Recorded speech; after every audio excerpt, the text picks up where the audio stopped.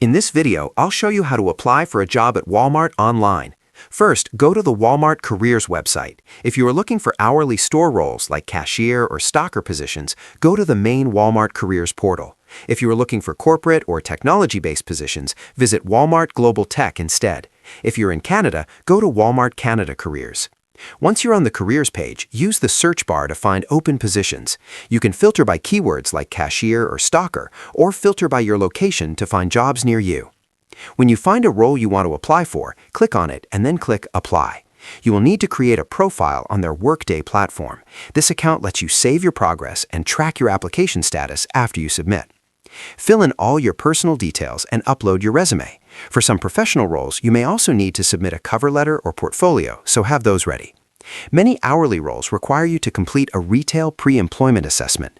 This is a short test that evaluates your situational judgment and personality traits. Take your time with it and answer honestly. Once you have filled in everything and completed the assessment, click Submit to send your application. After submitting, log back into your Workday profile at any time to check your application status. You will see updates like Under Review or Interview Scheduled as your application moves forward. That is how you do it.